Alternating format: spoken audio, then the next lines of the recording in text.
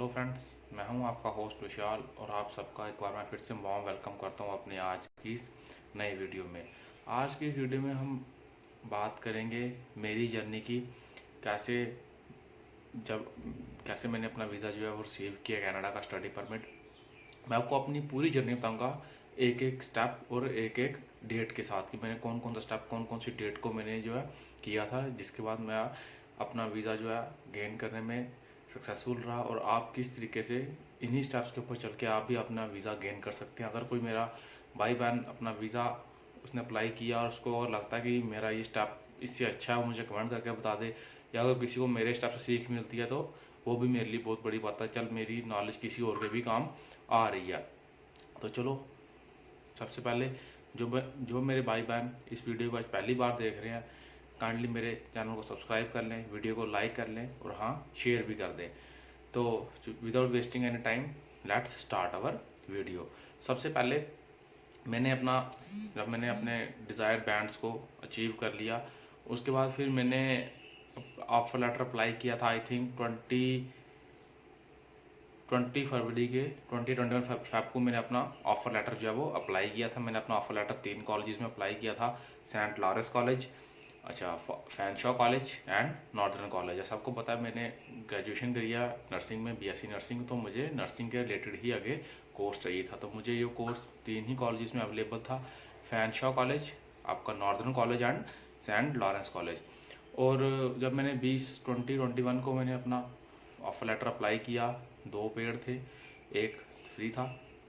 तो उसके बाद क्या हुआ कि मुझे नियर अबाउट 10 के करीब, या आई थिंक 15 मार्च के बाद मुझे मेरा ऑफर लेटर, 16-17 को मुझे मेरा ऑफर लेटर जो है वो रिसीव हो गए थे। तो उसके बाद 16 मार्च को जब मुझे मेरे ऑफर लेटर रिसीव हुए, फिर मैंने ऑफर लेटर ले लिए। मैंने उसके बाद घर पे आया, घर पे कंसल्टेशन की 2-3 दिन। फिर मैंने अपना 3 C's देखे, सब कुछ देखा कि मुझे कौन सिटी में जाना है, वो कहाँ, उसके बेनिफिट्स क्या, उसके ड्रॉबैक्स क्या लॉन्ग टर्म में, और कौन सा जो है वो जो कोर्स है मेरी स्टडी से ज़्यादा अच्छे से मैच करता है। और हाँ, मैं एक चीज़ पहले बता दूँ कि मेरी जो प्रेफरेंस थी वो 2 इयर्स का कोर्स था। मुझे 2 साल का कोर्स लेना था, तो मैंने उस हिसाब से सिलेक्ट करा। फैनशा में मुझे 1 तो उसको मैंने वहीं पे रिजेक्ट कर दिया। नॉर्दर्न का भी रिजेक्ट हो गया और लास्ट में मुझे मिला जो है वो सेंट लॉरेंस को मैंने चूज़ किया। फिर मैंने सेंट लॉरेंस की फ़ी भरी। सेंट लॉरेंस की मेरी फ़ी राउंड अबाउट 12 लाख बनती थी पहले 2 सेमेस्टर्स की, जो मैंने भर दी थी राउंड अबाउट 25 तक। मैंने अपनी फ़ी जो है वो सबमिट कर दी थी। 25 ऑफ मार्च तक मैंने अपनी फ़ी सबमिट कर दी थी। अगेन मैंने फ़ी अपने अकाउंट से खुद सबमिट किया, अपने चेक से। और कन्वर्ट भी मैंने सीधा, जैसे मैंने पहले बताया कि आपने क्या करना है, मैंने तो अपनी फ़ी सीधी अपने ही अकाउंट से मैंने जो है वो पे करी है। पर आपने अगर अपनी फ़ी पे करनी है, आप अपने पैसे बचाना चाहते हो, तो आपने क्या करना है, 2-3 एजेंसी से जो आपके मनी कन्वर्ट करती हैं उनसे कंसल्टेशन ले लेनी है। और आपने उस दिन साथ में डॉलर का रेट जो है वो चेक करना है। उसमें कहा था कि उन्होंने जो फीस है वो कैनेडियन डॉलर्स में लिखी होती है, आपने उसको पहले कन्वर्ट चेक कर लेना है कि उस दिन कैनेडियन डॉलर का रेट क्या है। फिर आप उसी हिसाब से एस्टिमेट लगा के जाओगे। और आपने 2-3 एजेंसी से पूछ लेना है कि वो कन्वर्शन के कितने पैसे चार्ज कर रही हैं। जो कुछ पैसों में चार्ज करेगी उनसे आपने अपने फी जो सबमिट करवा सकते हो, उससे आपका 15 से 20 हज़ार रुपये जो है वो सेव हो जाएगा। अगर ऐसा हुआ कि आपके सपोज वो $1 के पीछे 2 या 3 या 4 रुपये चार्ज कर रही हैं, तो उससे आपके बहुत ज़्यादा पैसे जो है वो एक्स्ट्रा लग जाएंगे और आपको नियर अबाउट 50,000 का लॉस भी हो सकता है। अगर आपने अपने पैसे बचाने हैं तो जो कंपनी सबसे कम पैसे चार्ज कर रही है, आप अपनी फ़ी उसी कंपनी से भरवाइए। अब 25 तक मैंने अपनी फ़ी सबमिट कर दी। उसके विद इन नेक्स्ट 1 वीक में मैंने अपना GIC भी सबमिट कर दिया। GIC मैंने इसी तरीके से सबमिट किया था। GIC भी जब मैंने सबमिट किया तो मैंने डॉलर का रेट चेक किया, कंपनी से बात की, तो फिर मैंने जो मुझे सबसे जायज़ लगी, मैंने उससे कंपनी से अपना GIC जो है वो सबमिट कर दिया था। आपको सबको पता है कि जो GIC है वो 10,200 कैनेडियन डॉलर्स होता है। वो 10,000 आपको पे बैक हो जाते हैं वहाँ पे जाके, और $200 जो वहाँ का बैंक है वो चार्ज करता है अपने चार्जेस। $10,000 आपको वहाँ जाके वापस मिल जाएगा। अब ये हो गया था मेरा नियर अबाउट 5 अप्रैल तक, यानी 1 या 2 को इतना सिस्टम मेरा GIC तक मैंने सबमिट कर दिया था। आई थिंक 3 को 3 अप्रैल को मैंने अपना जाके मेडिकल करवाया था लुधियाना से। मेरा मेडिकल मुझे कोई राउंड अबाउट 5000 के करीब करीब पड़ा था। बट हाँ, उसमें मेरा 1000 चार्जेस एक्स्ट्रा लगे थे। वो इसलिए मेरा जो नर्सिंग प्रोफेशन था, अगर आपका नर्सिंग प्रोफेशनल है या आपकी बॉडी पे कोई टैटू है तो फिर आपका एक ब्लड का टेस्ट जो है वो एक्स्ट्रा किया जाता है, उसके 1000 रुपीज़ चार्जेस जो है वो एक्स्ट्रा लिए जाते हैं। बट मैंने अपना मेडिकल जो है वो लुधियाना में कराया था, मैं मैक्स में नहीं गया था, मैंने नॉर्मल से हॉस्पिटल से कराया था। बिकॉज मेरे जो कंसल्टेंट ने मुझे कहा था कि वहाँ पे इतनी ज़रूरत नहीं है, आप यहाँ से तो यहाँ पे आपके कुछ मनी जो है वो बच जाएंगे। बट हाँ, वो आप देख सकते हो आपको डेट कौन सी अवेलेबल होती है, और इसमें मेडिकल दिलवाने में आपके कंसल्टेंट का बहुत बड़ा हाथ होता है, वो आपको डेट्स लेके देता है। अगर आप खुद से वीज़ा अप्लाई कर रहे हैं फिर आपके पास ऐसा एक एक्सपीरियंस पर्सन होना चाहिए जो आपको डेट्स जो है वो लेके दे मेडिकल की। तो जब उसने मुझे डेट लेके दी, अच्छा हॉस्पिटल मिल गया, थोड़ा चीप ही था, सस्ता ही था, इतना महंगा नहीं था मैक्स की तरह। तो पास लुधियाना पास ही था, मैक्स दूर पड़ता है, एक्स्ट्रा चार्जेस क्यों देने पे करने जब हमें अपना मेडिकल ही करवाना है। मुझे पता है मेरा मेडिकल तो फिट ही है, ऐसी कोई बात नहीं है। बट उसमें मैं गया सुबह, उसमें आपके आई साइड, आपके ईयर, आपकी full body checkup, blood test, urine culture और आपका चेस्ट एक्सरे जो है वो मेन किया जाता है। हाँ, अगर आपको आई साइड में दिखता कम है या हेयरिंग प्रॉब्लम है तो आपको वो फेल नहीं करेंगे, मेडिकल पास हो जाता है। बट शर्त आपको कोई कम्युनिकेबल डिजीज़ नहीं होनी चाहिए, वो डिजीज़ नहीं होनी चाहिए जो 1% टू अदर पर्सन ट्रांसमिट करती है। तो उसमें अगर वो आपको डिजीज़ है तो आपको फिर वो ठीक होने के बाद ही आपका मेडिकल जो है वो क्लियर किया जाएगा। उसको एक चीज़ और बता दूं, मेडिकल की रिपोर्ट आपको नहीं दी जाएगी, वो सीधा आपकी एम्बेसी भेज दी जाएगी। आपको सिर्फ एक ट्रैकिंग आईडी दे दी जाती है, उससे आप अपनी मेडिकल की रिपोर्ट को सिर्फ और सिर्फ क्या कर सकते हो, ट्रैक कर सकते हो।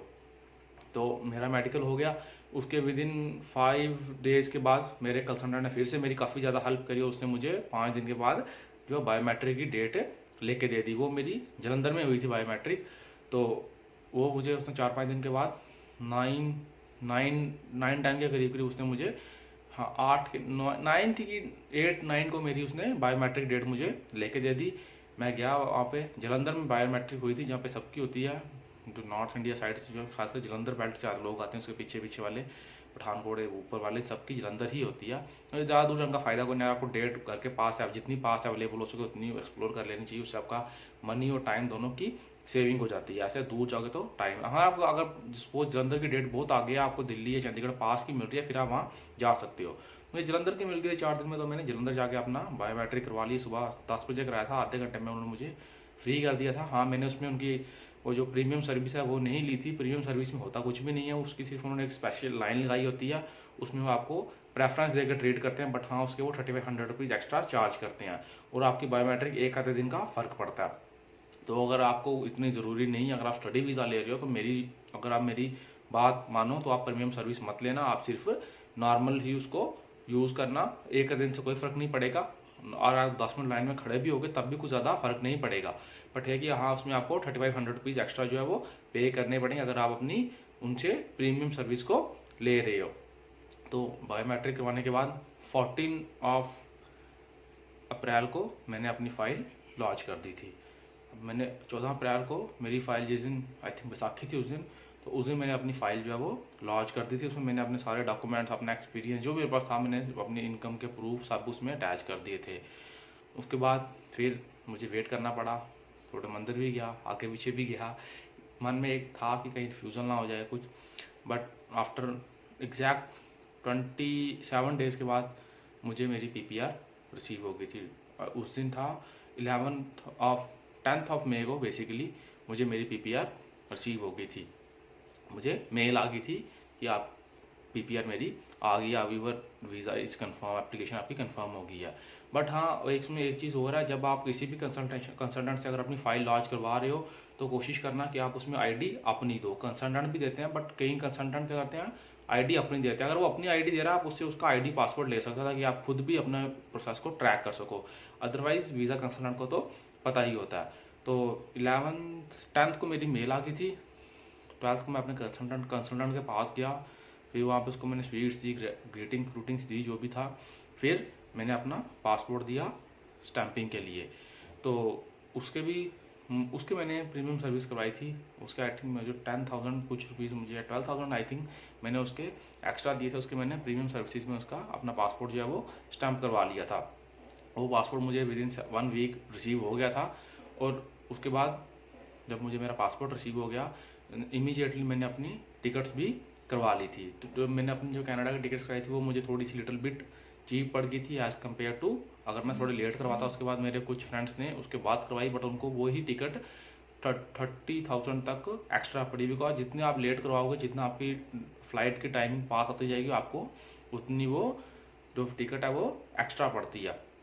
तो मैंने पहले करवा ली थी, इसलिए मुझे वो थोड़ी लिटिल बिट चीपर पड़ गई थी। और ये था पूरा। और इसमें आपको मैं कुछ बातें बता देता हूँ, आपने किन किन बातों का ध्यान रखना जिससे आप अपने मनी बचा सकते हो, जिनसे मैंने बचाया है। पहली बात, जब अपनी फ़ीस सबमिट कर रहे हो, सबसे पहले जब आप अपना कॉलेज चूज़ कर रहे हो, आपने अपना कॉलेज बहुत ही कॉशियस माइंड से, बिल्कुल ध्यान से, अटेंशन के साथ अपना कॉलेज चूज़ करना है, सिटी चूज़ करनी है। जो 3 चीज़ मैंने पिछली वीडियोज़ में बताया, आप देख सकते हो, लिंक मैं डाल दूँगा डिस्क्रिप्शन में। उसके बाद जब आपने अपनी कॉलेज का कोर्स चूज़ करना है, आपको 2-3 कॉलेज से ऑफर लेटर आएंगे, आपको उसमें डिफरेंट कोर्सेज आएंगे। तो आपने बड़ा ही मतलब ध्यान से अपना कोर्स चूज़ करना है जो आपके पिछली स्टडी से लिंक करता हो, मैच करता हो, ताकि उसका आगे फ्यूचर भी हो। और उसके बाद नेक्स्ट, जब आपने अपनी फ़ी भरनी है, तो आपने एक ही चीज़ का ध्यान रखना कि आपने सबसे पहले डॉलर का रेट चेक करना है, फिर 2-3 कंपनी से कंसल्ट करना है जो मनी ट्रांसफ़र का काम करती हैं, जो पर डॉलर सबसे कम पैसे चार्ज करेगी, आपने उसी से अपनी फ़ीस और GIC को भरवाना है। उससे आपने नियर अबाउट 30,000 रुपीज़ जो है वो सेव कर सकते हो। वो आगे आपको आपकी शॉपिंग में या अदर कामों में काम आ सकते हैं। उसके बाद आपने अपनी जब मेडिकल करवाना है, तो उसमें आपके कंसल्टेंट का बहुत बड़ा हाथ है, वो आपको डेट जल्दी लेके देगा। आपने कोशिश करनी है कि घर के पास अगर कहीं मेडिकल की डेट अवेलेबल है, तो वहीं पे उसको ही कराना, ज़रूरी नहीं आपको बड़े हॉस्पिटल में जाके ही करवाना है, क्योंकि बड़े हॉस्पिटल थोड़े एक्सपेंसिव होते हैं, हो सकता है आपके घर से वो थोड़ा दूर भी हो। हाँ, जिनके घर के पास है बड़ा हॉस्पिटल, तो फिर वो वहाँ जाके ईजिली करवा सकते हैं, फिर उनको ट्रैवलिंग का टाइम जो है वो बच जाएगा। अगेन नेक्स्ट स्टेप आ गया आपका बायोमेट्रिक। उसमें भी कंसल्टेंट का बहुत बड़ा रोल होता है, वो आपको डेट लेके देता है जो नियरेस्ट हो। तो अगर कंसल्टेंट अच्छा होगा तो आपको पास की डेट लेके देगा। वो भी अपने अपने घर के पास ही करवानी है, जो आपके घर के पास बेस्ट अवेलेबल साइट हो। उसके बाद जब आपका वीज़ा आ गया, अगर PPR आपकी आ गई, फिर आपके ऊपर डिपेंड करता है कि आप कौन सी सर्विस लेते हो, प्रीमियम या नॉर्मल। मैंने अपने केस में प्रीमियम ली थी, आप चाहो तो नॉर्मल भी ले सकते हो, ऐसा कुछ नहीं है। टिकट आपने जल्दी से जल्दी करवाने की कोशिश करनी है, ताकि आपको जो टिकट है वो लिटिल बिट सस्ती पड़ जाए, थोड़ी सी चीप पड़ जाए, ज़्यादा एक्सपेंसिव ना हो। बाद में जितना टाइम बढ़ेगा टिकट के प्राइसेस उतने वो इंक्रीज़ कर देते हैं। उसके बाद नेक्स्ट जो अब आपकी आगे शॉपिंग वो अपनी मर्ज़ी से कर सकते हो, आपको जो लेना है आप वो ले सकते हो। तो ये थी मेरी पूरी कंप्लीट जर्नी कि मैंने कैसे अपना वीज़ा जो है वो कनाडा का लिया, और आप भी किस तरीके से ले सकते हो। बट इसमें सबसे मेन आपके आइल्स में 6 सीट सबसे पहले होने चाहिए, और आपकी स्टडी की जो है वो रेलिवेंस होनी चाहिए। प्लस आपको अपने पूरे डॉक्यूमेंट्स जेन्युइन ही शो करने हैं, कोई भी फेक डॉक्यूमेंट उसमें नहीं लगाना। होंगे फेक डॉक्यूमेंट गया तो आपको हो सकता है वो सीधा बैन कर दें। कंसल्टेंट की बातों में नहीं आना, हमेशा अपनी करनी है। आप देखो फ्यूचर आपका है, कंसल्टेंट को सिर्फ आपके वीज़े तक मतलब है। जब वीज़ा आ गया उसका काम खत्म हो गया, उसको अपना जो मनी वो चार्ज करता है वो मिल जाएगा। मेन है आपका फ्यूचर, आपने अपने फ्यूचर के हिसाब से डिसीजन लेना है। डिसीजन आपने कंसल्टेंट की बातों में आकर नहीं लेना, अपने हिसाब से जो आपको बेस्ट सूटेड डिसीजन आपने वो लेने हैं। कोर्स आपने अपनी मर्ज़ी से चूज़ करना है, सिटी अपनी मर्ज़ी से करनी है, कॉलेज अपनी मर्ज़ी से करना है। और नेक्स्ट ये कि आपने उसको पढ़ना किस तरीके से, उसकी आपने पूरी प्लानिंग करके जानी है। आपने ये नहीं करना कि हमने जाकर खाली काम ही करना है, मेन फोकस करना है अपनी स्टडी के ऊपर। और कोर्स भी आपका उससे रिलेटेड होना चाहिए जिस कोर्स का फ्यूचर भी हो, थोड़ा स्किल्ड वाला हो, या जो भी आपका स्ट्रीम है उसी हिसाब से आपने कोर्स लेना है। बट कोशिश करना ज़्यादा प्रैक्टिकल कोर्स लेने की जो आपको फ्यूचर में जाके सर्व कर सके।